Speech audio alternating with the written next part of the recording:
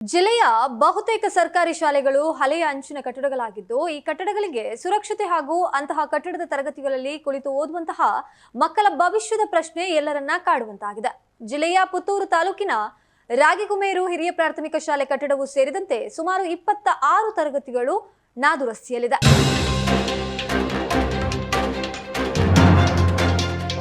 ಇದನ್ನ ದುರಸ್ತಿ ಮಾಡುವ ಸ್ಥಿತಿಯಲ್ಲಿಲ್ಲ. ಕಡಬ ತಾಲೂಕಿನಲ್ಲಿ 44 ಕಟ್ಟಡಗಳು ನಾದುರಸ್ತಿಯಲ್ಲಿವೆ. ಇನ್ನು ಜಿಲ್ಲೆಯಲ್ಲಿ ಸುಮಾರು 200ಕ್ಕೂ ಹೆಚ್ಚು ತರಗತಿ ಕಟ್ಟಡಗಳು ಅತಿ ಅಪಾಯಕಾರಿ ಸ್ಥಿತಿಯಲ್ಲಿವೆ ಎಂದು ತಿಳಿದು ಬಂದಿದೆ. ಈ ಬಾರಿಯ ಮಳೆಯ ತೀವ್ರತೆ ಹಾಗೂ ಗಾಳಿಯಿಂದಾಗಿ ಗ್ರಾಮೀಣ ಭಾಗಗಳು ಸೇರಿದಂತೆ ಜಿಲ್ಲೆಯಲ್ಲಿರುವ ಹಳೆಯ ಶಾಲಾ ಕಟ್ಟಡಗಳು ಮತ್ತಷ್ಟು ಅಪಾಯಕ್ಕೆ ಸಿಲುಕಿವೆ. ಇದರಲ್ಲಿ ಕಲಿಯುತ್ತಿರುವಂತಹ ಮಕ್ಕಳ ಬದುಕು ಕೂಡ ಸಂಕಷ್ಟದಾಗಿದೆ.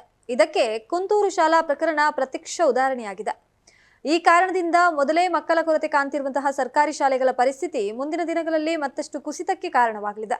ಶಾಲಾ ಕಟ್ಟಡಗಳ ಅಪಾಯದ ಸ್ಥಿತಿ ಪೋಷಕರಲ್ಲಿ ಭಯ ಹುಟ್ಟಿಸುತ್ತಿರುವಂತಹ ಕಾರಣ ಪಕ್ಕದ ಖಾಸಗಿ ಶಾಲೆಗಳಿಗೆ ಲಾಭವಾಗಲಿದೆ.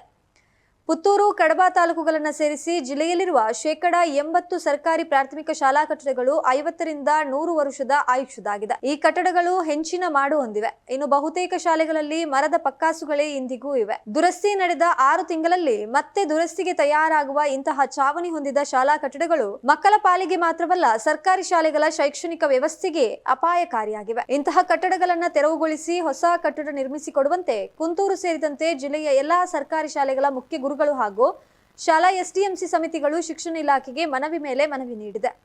ಆದರೆ ಸರ್ಕಾರ ಕೇವಲ ತೇಪೆ ಹಚ್ಚುವ ಕಾಮಗಾರಿ ಮಾತ್ರ ಮಾಡ್ತಿದೆ.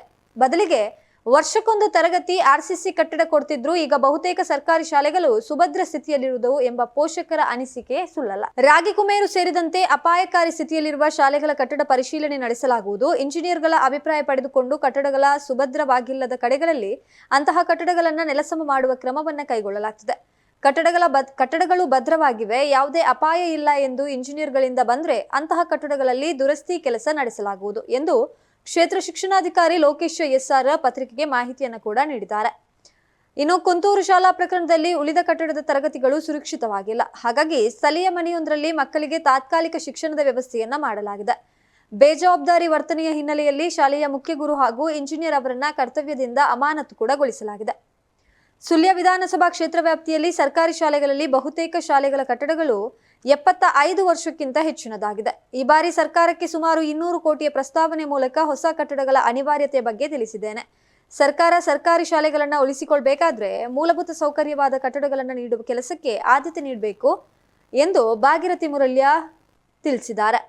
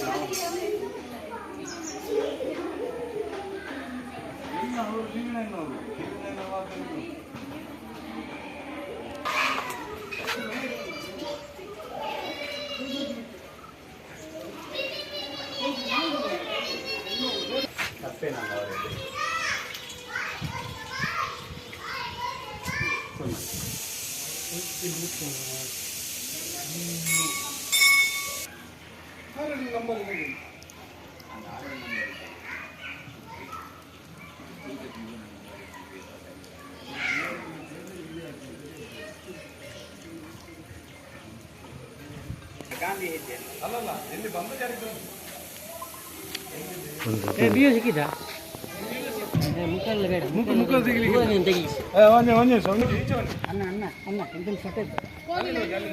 ಹೋಗಿ ಬೇಗ ಹೋಗಿ ಬೇಗ ಅಲ್ಲಿಂದ ಹೋಗುದು ಬೇಡ, ಅಲ್ಲಿ ಹೋಗುದಿಲ್ಲ ಅವ್ರು ಯಾವಾಗ ಬೇಡ, ಇಲ್ಲಿಂದನೇ ವಾಪಸ್ ಹೋಗಿ ಆಯ್ತಾ. ಸೀದಾ ಹೋಗಿ ಮಕ್ಕಳೇ, ಲೈನ್ ಎಲ್ಲ ಬೇಡ.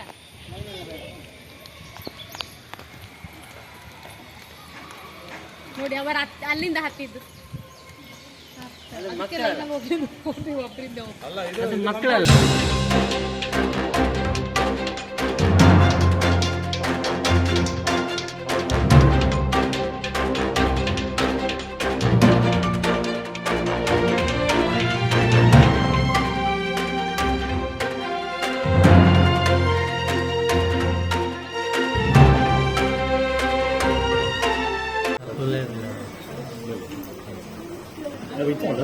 ಇದು ಜಾಗ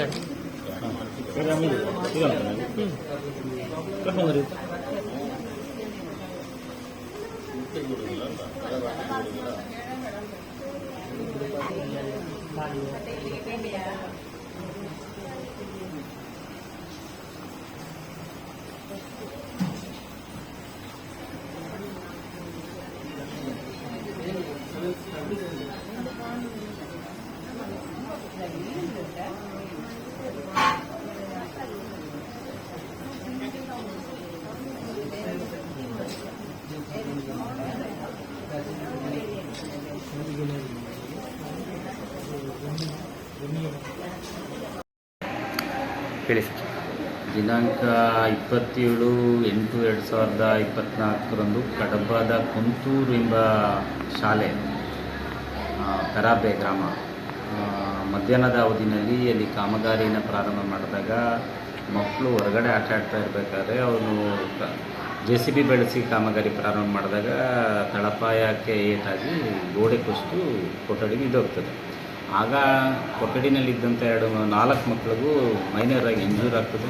ತುರ್ತಾಗಿ ಮಕ್ಕಳನ್ನ ನಾವು ಪುತ್ತೂರು ಸರ್ಕಾರಿ ಆಸ್ಪತ್ರೆಗೆ ದಾಖಲು ಮಾಡಿ ಅವರಿಗೆಲ್ಲ ಟ್ರೀಟ್ಮೆಂಟು ಚಿಕಿತ್ಸೆನ ನೀಡಲಾಗಿದೆ.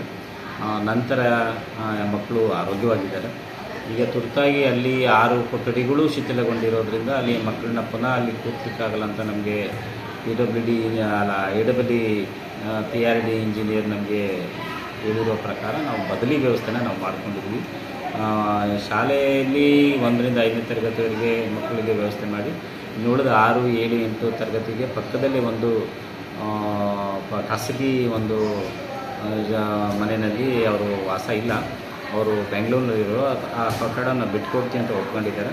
ತಾತ್ಕಾಲಿಕವಾಗಿ ಅಲ್ಲಿ ವ್ಯವಸ್ಥೆನ ನಾವು ಮಾಡ್ತಾಯಿದ್ವಿ. ನಂತರ ಮಾನ್ಯ ಸುಳ್ಯ ವಿಧಾನಸಭಾ ಶಾಸಕರು ಸಹ ಬಂದಿದ್ದರು ಮತ್ತು ಮಾನ್ಯ ನಮ್ಮ ಸಹಾಯಕ ಆಯುಕ್ತರು ಸಹ ಸ್ಥಳಕ್ಕೆ ಆಗಮಿಸಿ ಮಾರ್ಗದರ್ಶನ ಮಾಡಿದ್ದಾರೆ. ತುರ್ತಾಗಿ ಒಂದು 5 ಕೊಠಡಿಗಳನ್ನ ಅಲ್ಲಿ ಮಂಜೂರು ಮಾಡಿಸಿ ಕಟ್ಟಲಿಕ್ಕೆ MRPL ಮತ್ತು CSR ಫಂಡು ಮತ್ತು ಮಾನ್ಯ ನಮ್ಮ CO ಸಾಹೇಬ್ರ ಬಗ್ಗೆ ಗಮನಕ್ಕೆ ತಂದು ತುರ್ತಾಗಿ ಮಾಡಲಿಕ್ಕೆ ನಾವು ಮಾಡ್ತಾಯಿದ್ವಿ.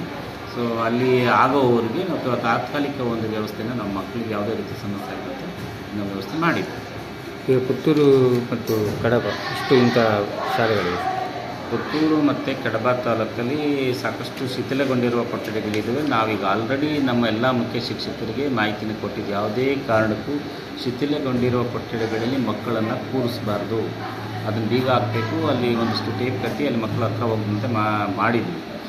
ಸೊ ಕೆಲವು ಕೊಠಡಿಗಳನ್ನ ನಾವು ಡಿಸ್ಮೆಂಟಲ್ ಮಾಡ್ತಾಯಿದ್ವಿ ಮತ್ತು ನೆಲಸಮ ಮಾಡ್ತಾಯಿದ್ವಿ. ನಂತರ ಅಗತ್ಯಕ್ಕೆ ಅನುಗುಣವಾಗಿ ನಮಗೆ ಕೊಠಡಿಗಳು ಬಂದಾಗ ನಾವು ಕೊಠಡಿಗಳನ್ನ ಕೊಡಲಿಕ್ಕೆ ಅವರಿಗೆ ಮಾಹಿತಿನ ಕೊಡ್ತಾಯಿದ್ವಿ. ಸೊ ಎಲ್ಲಿ ಶಿಥಿಲಗೊಂಡಿದೆ ಅಲ್ಲಿ ಮಕ್ಕಳು ತೋರಿಸ್ತಾ ಇಲ್ಲ. ಬಟ್ ಕಡಬದ ಕುಂತೂರಲಾಗಿದ್ದು ಮಕ್ಕಳು ಈಚೆ ಇದ್ದಾಗ ಒಂದು ಕಾಮಗಾರಿ ನಡಿಬೇಕಾದ್ರೆ ಆಗಿದೆ ಇದು. ಸೊ ಇನ್ನು ಉಳಿದಂತೆ ಈಗ ನಾವು ಅದನ್ನು ಕ್ರಮ ತೆಗೆದುಕೊಂಡಿದ್ದೀವಿ. ಎಲ್ಲೂ ಯಾವುದೇ ಕಾರಣಕ್ಕೂ ಶಿಥಿಲಗೊಂಡಿರುವ ಕೊಠಡಿಗಳಲ್ಲಿ ಮಕ್ಕಳನ್ನ ಕಡ್ಡಾಯ ಕೂರಿಸಬಾರ್ದು. ಮುಖ್ಯ ಶಿಕ್ಷಕರಿಗೆ ನಾವು ಮಾಹಿತಿನ ಕೊಟ್ಟಿದ್ದೀವಿ. ಒಂದು ವೇಳೆ ಕರ್ತವ್ಯ ಲೋಪ ಎಸಗಿದ್ರೆ ಅದರ ನಿಯಮಾನುಸಾರ ಅವ್ರ ಮೇಲೆ ನಾವು ಆಕ್ಷನ್ ಮಾಡುತ್ತೀವಿ. ಈಗ ಕುಂತೂರು ಶಾಲೆ ಹೆಡ್ ಮಾಸ್ಟರ್ ಮೇಲೆ ನಾವು ಆಕ್ಷನ್ ಮಾಡಿದ್ವಿ, ಶಿಸ್ತು ಕ್ರಮ ಜರುಗಿಸಿದ್ವಿ, ಅವ್ರನ್ನ ಅಮಾನತು ಮಾಡಿದ್ವಿ, ತನಿಖೆ ಮಾಡ್ತೀವಿ. ಯಾರು ತಪ್ಪಾಗಿದೆ ಏನು ತಪ್ಪಾಗಿದೆ ಅಂತ ಒಂದು ತನಿಖಾ ತಂಡ ಮಾಡಿ ಅದನ್ನು ತನಿಖೆ ಮಾಡಿ ನಂತರ ಅಂತಿಮ ವರದಿನ ನಾವು ಮೇಲಧಿಕಾರಿಗಳಿಗೆ ಕೊಡ್ತೀವಿ. ಇಂಜಿನಿಯರ್ನ ಇಂಜಿನಿಯರ್ ವಿಭಾಗ ಮಾನ್ಯ ತಾಲೂಕು ಪಂಚಾಯತ್ ಕಾರ್ಯನಿರ್ವಹಣಾಧಿಕಾರಿಗಳು ಅವ್ರ ಮೇಲೆ ಶಿಸ್ತು ಕ್ರಮ ಜರುಗಿಸಿದ್ದಾರೆ. ಅವರು ಎನ್ಕ್ವೈರಿ ಮಾಡ್ತಾರೆ. 39 ವಿದ್ಯಾರ್ಥಿಗಳು ಕಲಿತಾ ಇದ್ದಾರೆ. ನಾವು ಲಾಸ್ಟ್ ಇಯರು ಮಲಯಾನಿನಲ್ಲಿ ಮತ್ತು ಇದರಲ್ಲಿ ನಾವು 2 ಕೊಠಡಿಗಳನ್ನ ದುರಸ್ತಿ ಮಾಡಿದ್ವಿ. ಆ ದುರಸ್ತಿಯಾದ ಕೊಠಡಿಗಳಲ್ಲಿ ಕ್ಲಾಸ್ ನಡೀತಾ ಇದೆ. ಇನ್ನು 2 ಕೊಠಡಿಗಳು ದುರಸ್ತಿ ಆಗಿಲ್ಲ. ಅದನ್ನು ನಾವು ಏನು ಮಾಡಿದ್ವಿ ಅಂದರೆ ಬೀಗ ಹಾಕಿ ಅಲ್ಲಿ ಮಕ್ಕಳು ಹೋಗದಂತೆ ನಾವು ಇಟ್ಟಿದ್ದೀವಿ. ಸೊ ಅದನ್ನು ನಾಳೆ ಇಂಜಿನಿಯರ್ ಒಂದು ಸ್ವಲ್ಪ ತೋರಿಸ್ತೀವಿ. ಸೊ ಈ ಕೊಠಡಿಗಳಿಂದ ಈ ಕೊಠಡಿಗಳಿಗೆ ಧಕ್ಕೆ ಆಗುತ್ತೆ ಅಂದರೆ ಅದನ್ನು ನಾವು ಕೆಲಸ ಮಾಡಲಿಕ್ಕೆ ಕ್ರಮ ವಹಿಸ್ತೀವಿ. ಈಗಾಗಲೇ ನಮ್ಮ ವಿಧಾನಸಭಾ ಕ್ಷೇತ್ರದಲ್ಲಿ ಹೆಚ್ಚಿನ ಶಾಲೆಗಳೆಲ್ಲ 75 ವರ್ಷ ಆದ ಶಾಲೆಗಳೇ ಇರುವಂಥದ್ದು. 100 ವರ್ಷ ಆದ ಶಾಲೆ ಬೆಳ್ಳಾರಿಯಲ್ಲಿ ಇದೆ. ಅದು ಶತಮಾನೋತ್ಸವ ಮಾಡ್ತಿದ್ದಾರೆ. ಅದೇ ರೀತಿ 50 ವರ್ಷ 75 ವರ್ಷದ ಶಾಲೆಗಳೇ ಹೆಚ್ಚಿನದಿರುವುದು. ಈಗಾಗಲೇ ನಾವು ಸರ್ಕಾರಕ್ಕೆ ಮನವಿ ಕೊಟ್ಟಿದ್ದೇನೆ, ಎಲ್ಲ ಶಾಲೆಗಳ ರಿಪೋರ್ಟ್ ಕೊಟ್ಟಿದ್ದೇನೆ. ಎಲ್ಲ ಶಾಲೆಗಳು ಡೆಮಾಲಿಷ್ ಮಾಡಿ ಹೊಸ ಕಟ್ಟಡಗಳನ್ನು ನಮಗೆ ಕೊಡಬೇಕು ಅಂತೇಳಿ ಈಗಾಗಲೇ ಮಿನಿಸ್ಟ್ರಿಗೆ ಲೆಟ್ರ್ ಕೊಟ್ಟಿದ್ದೇನೆ. ಒಂದು 200 ಕೋಟಿಯ ಪ್ರಾಜೆಕ್ಟ್ ಮಾಡಿ ನಾನು ಈಗಾಗಲೇ ಸಚಿವರಿಗೆ ಮನವಿಯನ್ನು ಮಾಡಿದ್ದೇನೆ. ನಾವು ಮೊನ್ನೆ ರಿಪೇರಿಗೆ ಕೂಡ ಬಂದಾಗ ಸರ್ಕಾರದಲ್ಲಿ ಒಮ್ಮೆ 1 ಲಕ್ಷ ಕೋಟಿ 60,000 ಒಂದು ಪ್ರಯೋಜನೆ ಮಾಡಲಿಕ್ಕೆ ನನ್ನ ವಿಧಾನಸಭಾ ಕ್ಷೇತ್ರದಲ್ಲಿ ರಿಪೇರಿಗೆ ಅಂತ ಹೇಳಿದರು. ಆ ನಂತರ ಸರ್ಕಾರದಲ್ಲಿ ಹಣ ಇಲ್ಲ ಅಂತೇಳಿ 50 ಲಕ್ಷಕ್ಕೆ ಅದನ್ನು ಪ್ರಯೋಜನೆ ಮಾಡಿ ಅಂತ ಹೇಳಿದರು. ಈಗ ಮಾಡಿದರೆ ನಮ್ಮಲ್ಲಿ ಹೇಗೆ ಅಭಿವೃದ್ಧಿ, ಈ ಶಾಲೆಗಳನ್ನು ಹೇಗೆ ರಿಪೇರಿ ಮಾಡಿಸುವಂಥದ್ದು? 1,60,00,000 ವಾಪಸ್ ಇಲ್ಲಿ 50ಕ್ಕೆ ಮಾಡಿದರು. ಆದ ಕಾರಣ ನಮಗೆ ರಿಪೇರಿಗೆ ಕೂಡ ಅನುದಾನ ಬಂದಿಲ್ಲ. ಈಗಾಗಲೇ ಹೊಸ ಕಟ್ಟಡವನ್ನೇ ನಾವು ಕೇಳ್ತಿದ್ದೇವೆ, ನಮಗೆ ರಿಪೇರಿಗೆ ದುಡ್ಡು ಬೇಡ. ಹೊಸ ಕಟ್ಟಡಗಳನ್ನು ಯಾವೆಲ್ಲ ಹಳೆ ಕಟ್ಟಡವನ್ನು ಕೂಡಲೇ ಡೆಮಾಲಿಷ್ ಮಾಡಿ ಅದನ್ನೆಲ್ಲ ಹೊಸ ಕಟ್ಟಡಕ್ಕೆ ನಮಗೆ ಅನುದಾನ ಮಂಜೂರು ಮಾಡಬೇಕೆಂದು ಸರ್ಕಾರದ ಗಮನಕ್ಕೆ ತಂದು ಆಗ್ರಹ ಮಾಡ್ತಿದ್ದೇನೆ.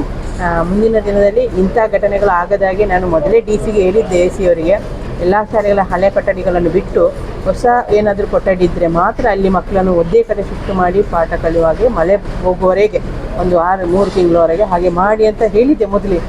ಅನಿವಾರ್ಯವಾಗಿ ಏನೋ ಆಕಸ್ಮಿಕ ಮಳೆಯಿಂದಾಗಿ ಇದು ಕಟ್ಟಡ ಕುಸಿದು ದೊಡ್ಡ ಅನಾಹುತ ಆಗೋದು ಒಂದು ಸಣ್ಣ ಇದರಲ್ಲಿ ಪಾರಾಗಿ ಮಕ್ಕಳಿಗೆ ಒಂದು ಬಚಾವಾಗಿದ್ದಾರೆ ಈ ಸಲಕ್ಕೆ.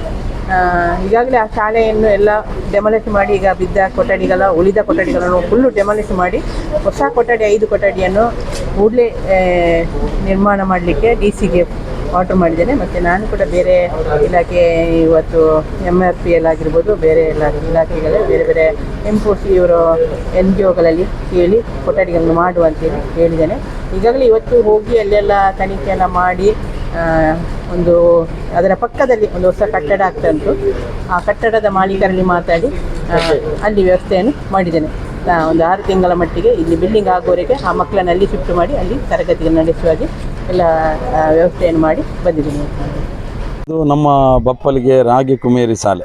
ಇದರಲ್ಲಿ ನಾವು ಕಲಿತಂಥ ವಿದ್ಯಾರ್ಥಿಗಳು 1ರಿಂದ 7ನೇ ತರಗತಿ ತನಕ ಉತ್ತಮ ರೀತಿಯಲ್ಲಿ ನಡೀತಾ ಇತ್ತು. ಆ ಒಂದು ಸಮಯದಲ್ಲಿ ಈಗ ಇದೊಂದು ಇವತ್ತು ನಾಳೆ ಬೀಳುವ ಸ್ಥಿತಿಯಲ್ಲಿದೆ. ಹೇಳಿದರೆ ಇದಕ್ಕೆ ಬೇಕಾದಂಥ ಎಲ್ಲ, ಈಗ ನಿನ್ನೆ ತಾನೇ ಒಂದು ಘಟನೆ ನಡೀತು ಕಡಬದ ಕುಂತೂರಲ್ಲಿ. ಬಹುಶಃ ಯಾರು ಇಲ್ಲದ ಒಂದು ಅಪಾಯವನ್ನು ದೇವರು ಕಾದರು. ದೊಡ್ಡ ಮಟ್ಟದಲ್ಲಿ ಆಗುವಂಥ ಅಪಾಯ. ಇನ್ನು ನಮ್ಮ ಊರಲ್ಲಿ ಅವರವರ ಊರಲ್ಲಿ ಯಾವುದೆಲ್ಲ ಶಿಥಿಲಗೊಂಡಿದೆ, ಯಾವುದೆಲ್ಲ ಒಂದು ಕಟ್ಟಡ ಅದಕ್ಕೆ ಒಪ್ಪುವಾಗಿಲ್ಲ, ಅದರ ಹೇಳಿದರೆ ಈಗ ಇದಕ್ಕೆ ಒಂದು 75 ವರ್ಷ ಆಯ್ತು ಅಂತೇಳಿ ಹೇಳ್ತಾರೆ. ಮಹಾತ್ಮ ಗಾಂಧೀಜಿಯವರು ಬಂದು ಕಲಿಸಿದಂಥ ಒಂದು ಶಾಲೆ, ಒಂದು ಅಕ್ಷರ ಆದರೂ ಇಲ್ಲಿ ಕಲಿತು ಈ ಮಣ್ಣಿಗೆ ಮೆಟ್ಟಿ ಹೋದಂಥ ಈ ಸ್ಥಳ. ಅಲ್ಲಿ ಒಂದು ಗಾಂಧಿಯವರು ಬರುವಾಗ ಒಂದು ಬಾವಿ ತೆಗೆದದ್ದು ಉಂಟು, ಅದು ಇದಕ್ಕೆ ಸೇರ್ತದೆ. ಒಂದು ಕಾಲ್ದಾರಿ ಇತ್ತು, ಅದರ ನಂತರ ಈ ಒಂದು ಶಾಲೆ. ನಾನು ಕಲಿತದಿಲ್ಲಿ.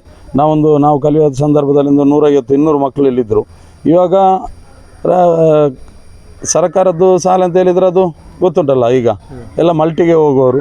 ಈ ಒಂದು ಅನಾಥ ಬಡವರು ಬರುವಂಥ ಈ ಶಾಲೆ ಮುಂದಿನ ಇದರಲ್ಲಿ ಇಂಥ ಒಂದು ಕಟ್ಟಡವನ್ನು ತೆರವುಗೊಳಿಸಿ ಒಂದು ಸುಸಜ್ಜಿತವಾದಂಥ ಕಟ್ಟಡವನ್ನು ನಿರ್ಮಿಸಿಕೊಡಬೇಕು. ಇದಕ್ಕೆ ಸಂಬಂಧಪಟ್ಟ ಎಲ್ಲ ಅಧಿಕಾರಿಗಳು ಯಾವ ಏರಿಯಾದಲ್ಲಿ, ಈಗ ಕರ್ನಾಟಕ ರಾಜ್ಯದಲ್ಲಿ ಯಾವ ಮೂಲೆಗಳಲ್ಲಿ ಸರ್ಕಾರಿ ಶಾಲೆಗಳಿದೆ ಅಲ್ಲಿಗೆಲ್ಲ ಭೇಟಿಯನ್ನು ಇಟ್ಟು ಅದರಲ್ಲಿ ಆಗುವಂಥ ಅದಕ್ಕೆ ಒಂದು ಮಾಹಿತಿ ಅಂತ ಹೇಳಬೇಕಲ್ಲ, ಒಂದು ಮಾಹಿತಿ ಕಲೆಕ್ಟ್ ಮಾಡುವ ಹಾಗೆ ಅದರಲ್ಲೆಲ್ಲ ಈಗ ನೋಡಿ ಆಟದ ಮೈದಾನ ಅಂತೇಳಿ ಹೇಳೋದು. ಆಟದ ಮೈದಾನದಲ್ಲಿ ನೋಡಿ ಎಲ್ಲ ಬೇಕಾದಂಥ ವ್ಯವಸ್ಥೆಯನ್ನು ಮಾಡಿಕೊಡುವ ಹಾಗೆ ಅದಕ್ಕೊಂದು ಟೀಮ್ ವರ್ಕ್, ಅವರವರ ಊರಿನಲ್ಲಿ ಅವರವರ ಫ್ರೆಂಡ್ ಸರ್ಕಲ್, ಕ್ಲಬ್ಗಳು ಅದೆಲ್ಲ ಇರ್ತದೆ.